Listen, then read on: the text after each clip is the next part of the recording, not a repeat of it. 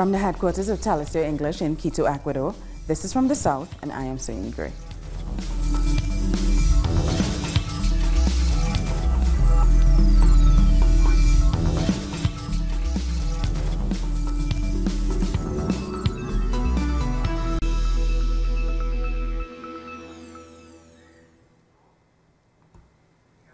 With the death toll still rising and now standing at least 100, surviving victims of Guatemala's volcano eruption have been gathering outside the city mall in Escuintla. Coffins were stacked around the morgue as families waited for the remains of victims killed in the disaster to be identified. The search for survivors was temporarily suspended on Thursday because the conditions for rescue workers was too dangerous. Mi nietecito de 17. I lost my grandchildren who were 17, 19, and 22, and my 38-year-old daughter. And it's something that maybe you see me smiling, but inside I'm in a lot of pain, because I'm not going to walk around all bitter. Some people around here see me and say, this guy doesn't feel anything, he's just smiling. But no, only I know who I am inside. And I'm in a lot of pain for having lost my family. This is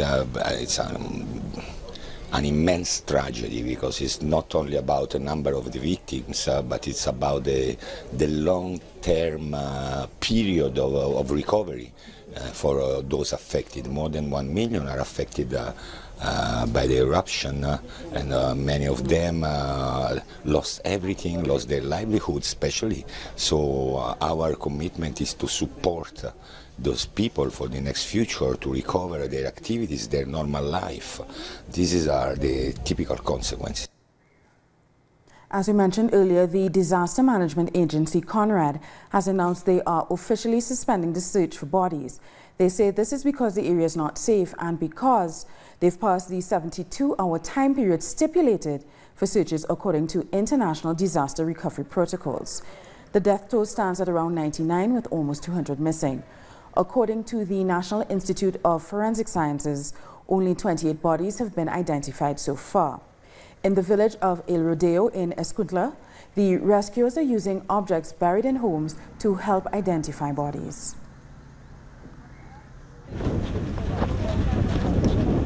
The bodies of an entire family were found by the rescuers in the area of Los Lotes, in the village of El Rodeo. Among them, 2 women and a child. A family member managed to enter the disaster area to identify the bodies. Some of us survived thanks to God. He gave us a second chance. There's nothing to do but keep going forward, and I know God will continue to help us. Any recovered object near the bodies helps to identify them. They are also being used to locate the homes themselves. Documents or photographs are also aiding in the identification process. The bodies are of course carbonized due to the temperature. We try to collect information, documents and wallets and take them to the people that could identify them. Right now we are taking the photographs found here. Tons of sand are being removed, uncovering volcanic waste where bodies haven't been recovered. It's difficult to say exactly how many victims there are. The number of injured people increases constantly. There are a lot of children that suffer from burns or respiratory problems. Time is running out to comply with search and rescue protocols. Responders work against the clock in areas that are reduced to rubble. Emergency workers have continued to assist the survivors of the Fuego volcanic eruptions in Guatemala. Our correspondent Ernesto Alvalos has more. I am at the Alotenango Central Square, where the firefighters and rescue camps are located. Last night, the government announced the end of search and rescue operations in the affected areas. This morning, a woman has died from serious burn injuries in 80% of her body. The number of victims has climbed to more than 100. In many refugee camps, volunteers are assisting the survivors with psychological treatments in order to overcome this tragedy.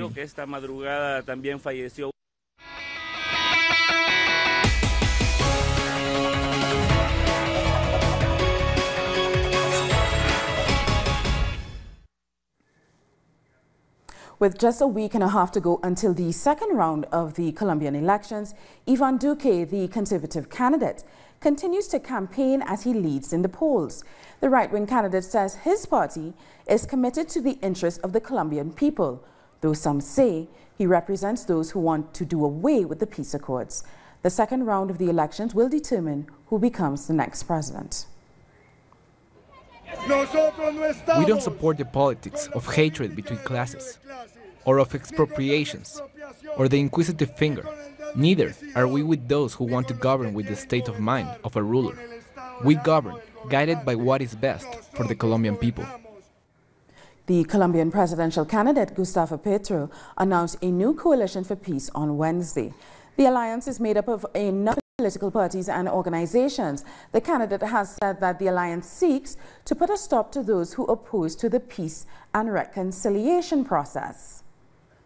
Petro says that the Senate is greatly represented within his coalition and that with them, peace can be achieved through the approval of crucial bills to guarantee peace and progress in Colombia. And it's up to the citizens to decide if we're going towards a dictatorship or if we are brave enough to build a full democracy in which we should not have to be fearful. Be fearful of a dictatorship, but do not fear democracy. We're going to take a short break now, but join us again after this look at what our multimedia colleagues are reporting.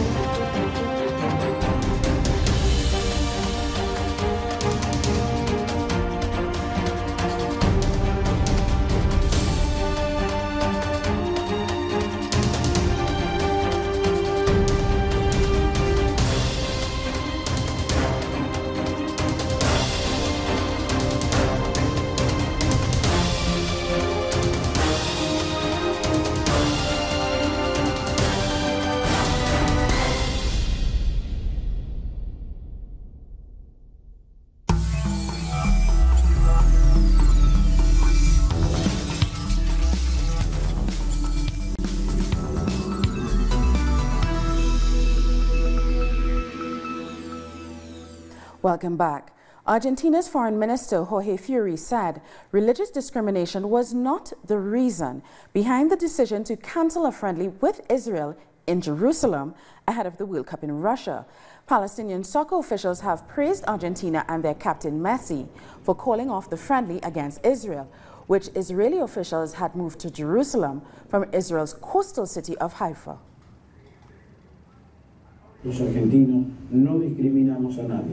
Argentines do not discriminate on anyone, neither by race, nor religion, nor by any other circumstance.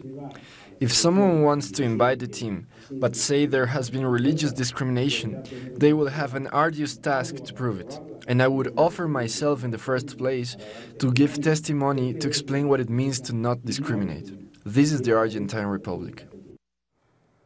In Argentina, bakers are giving away bread to address the economic crisis.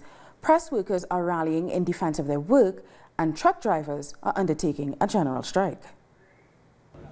In the midst of extreme cold, Juan doesn't stop going to the government of the alliance.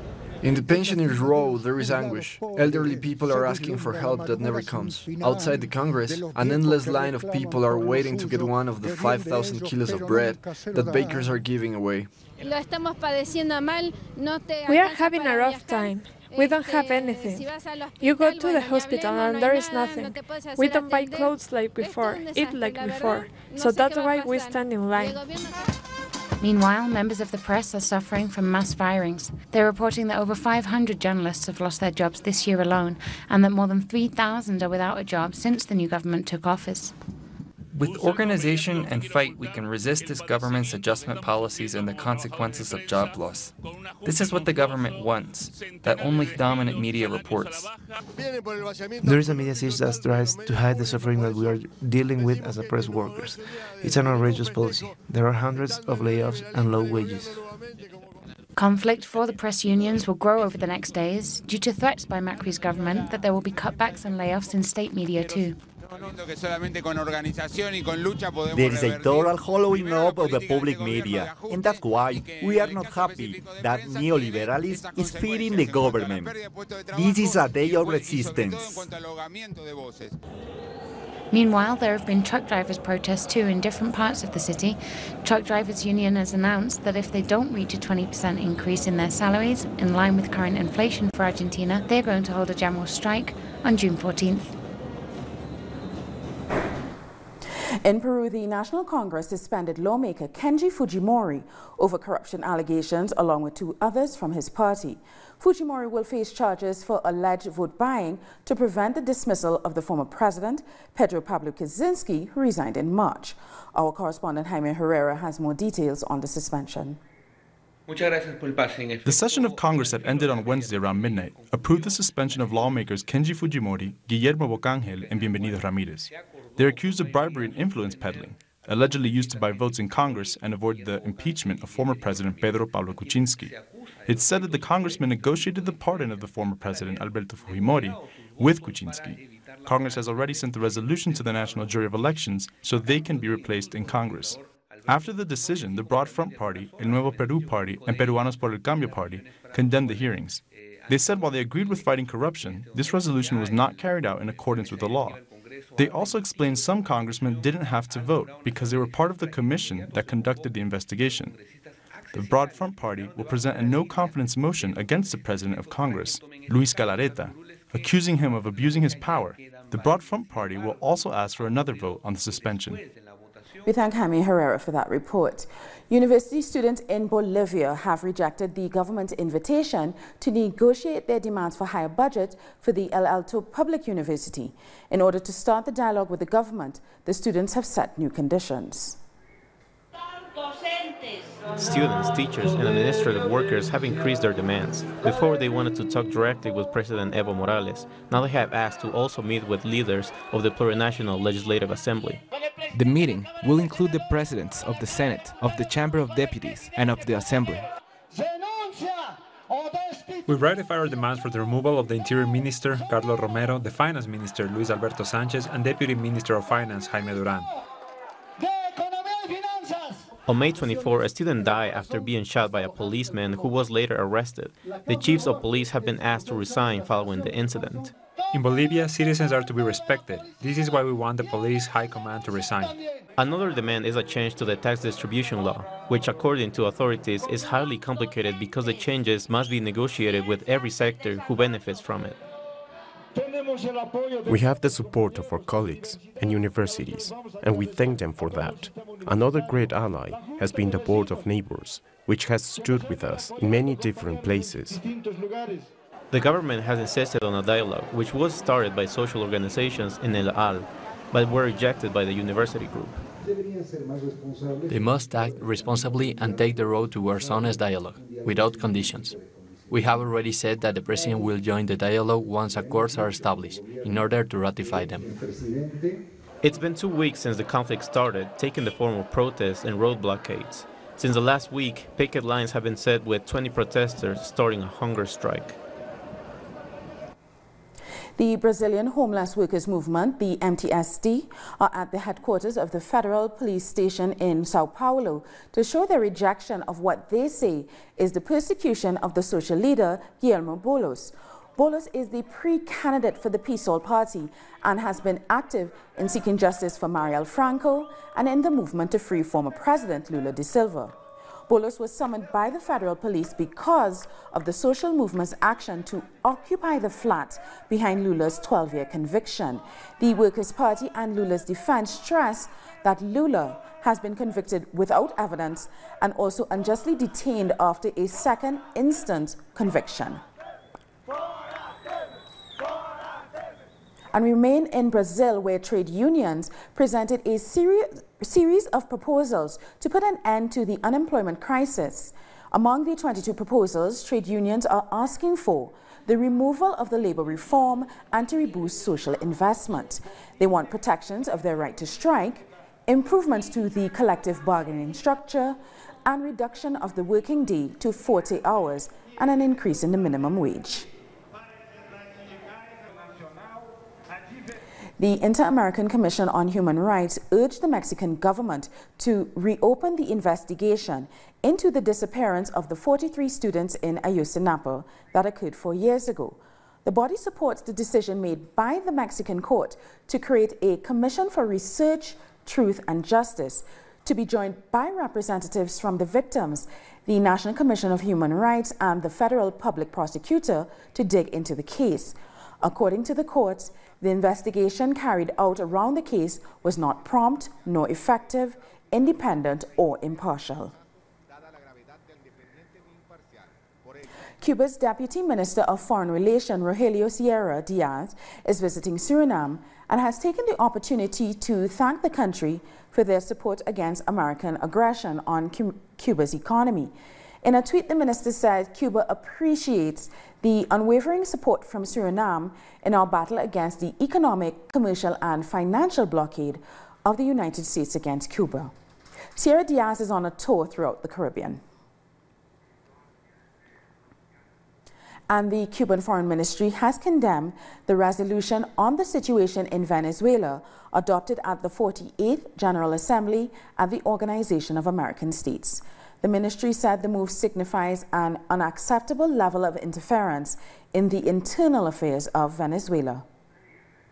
The Cuban Ministry of Foreign Affairs strongly condemns the OAS resolution about the situation in Venezuela on June 5th.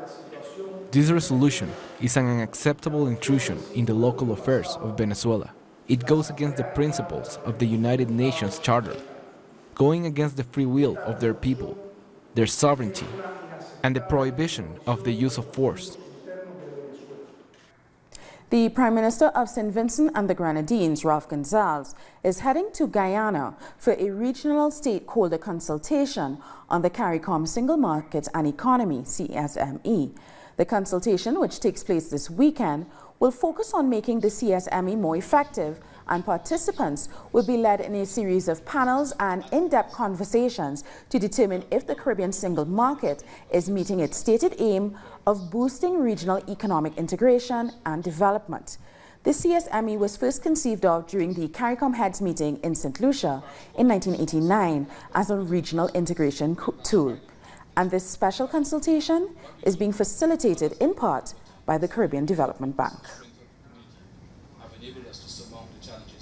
Jamaica's Prime Minister Andrew Holness has been specially invited by Canadian Prime Minister Justin Trudeau to attend the G7 summit on June 8th and 9th in Quebec. He is the first Jamaican Prime Minister to speak at the summit of the leaders of the 7 most developed countries in the world. According to Holness, the summit will focus on issues such as building resilient coasts and communities, sustainable oceans and fisheries. The leaders will also explore how to best address plastics in the ocean, as well as illegal fishing. Now, we've mentioned the sargassum seaweed problem affecting the Caribbean in previous newscasts. Reports from this week have indicated that sargassum has been seen in Antigua, Dominica, St. Lucia, and as far down as Barbados. We have video here in Barbados from the marine biologist Nicola Simpson. Her video starts with a shot of a dolphin in the tray of her van, which is a victim of the seaweed. She reports having seen eels and turtles trapped in the sargassum. But when she walks further into the beach, you can see very clearly how thick it can get on the shore and how dangerous it could be for turtles and other forms of marine life. It also poses a risk to humans as it can obscure the terrain and swimmers may be tangled in the webs. We'll take a short break now, but join us again after this look at what our multimedia colleagues are reporting.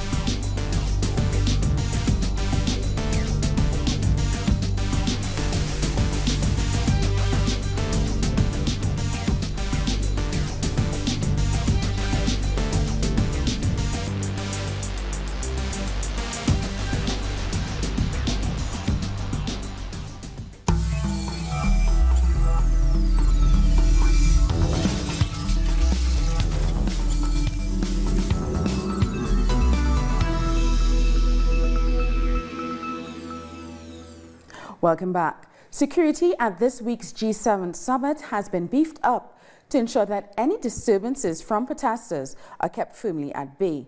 With a security force of around 10,000 police and military personnel, Quebec-Charlevoix area has now been transformed into a fortress rather than a luxury resort. It's been reported that any tension at the summit is likely to come from the heads of state as they discuss the possibility of an impending trade war. Scores of migrants have drowned near Yemen. Here's more on that and the other stories making headlines around the globe.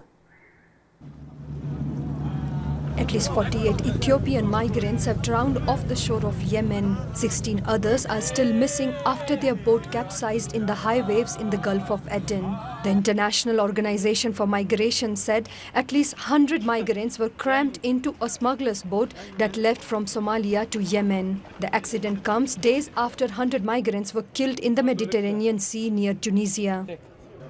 The Norwegian Refugee Council has warned that a humanitarian crisis in conflict-torn South Sudan is reaching alarming proportions and that more civilians are going hungry than ever before in the history of the country. The prolonged conflict between two ethnic groups, Kir and Nuer, since 2013 has devastated agriculture and displaced millions, leading to a man-made famine. Humanitarian assistance. I am very worried that we could have a total catastrophe in many areas of Unity, Equatorius and elsewhere, unless we get full access, we get security for our relief workers, and we get resources from the donor community. We have too little money at the moment. More than anything, we need peace. Japanese Prime Minister Shinzo Abe will be meeting US President Donald Trump on Thursday in Washington. The meeting comes less than a week before Trump's summit with the North Korean leader Kim Jong-un. Abe will raise security concerns in Asia. Japan fears Trump could eventually agree to reduce US military forces in South Korea, leaving Japan as a frontline state against a Korean peninsula under heavy Chinese influence. Tango music echoed in the gardens at the Vatican Museum for the first time to celebrate the agreement signed between the institution and the Argentinian foundation Arte en las Fábricas. Dancers Paula Robles and Mateus Santos performed the tango Evaristo Carrego in front of the Cristo Obrero and the Virgen de Luján sculptures built with waste materials by the Argentinian artist Alejandro Marmo, who's also a good friend of Pope Francis.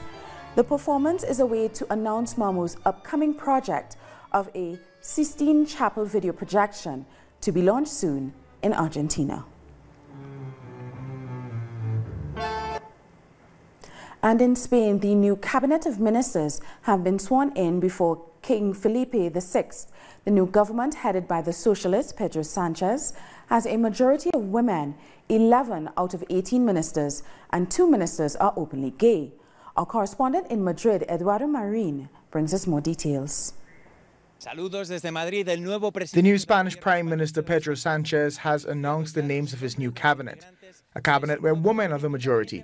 For the first time in Spanish history, Carmen Calvo will be the vice president, as well as she will head the Ministry of Equality. Also, the ministries of Economy, Finance, Justice are going to be headed by women. Regarding male ministers, some surprises. For instance, Judge Grande Malasca is openly gay. He married in 2005 when same-sex marriage was legalized in Spain. Pedro Duque, who will head the Ministry of Science, was the first Spanish astronaut. At the head of the Foreign Affairs Ministry is Josep Borrell, who was president of the European Parliament. Pedro Sanchez says he wanted his government to be a true reflection of the Spanish society and a true reflection of the feminist movement. On March 8th this year, millions of Spanish women took to the streets. According to Pedro Sanchez, it changed history in Spain. Pedro Sanchez also highlighted that his new government is pro-European. And Eduardo's report has brought us to the end of this news brief. For these and many other stories, you can find them on our website at telesurtv.net/English. And join us on social media, Facebook, Twitter, and Instagram. For Telesur English, I'm Sony Gray. Thank you so much for watching.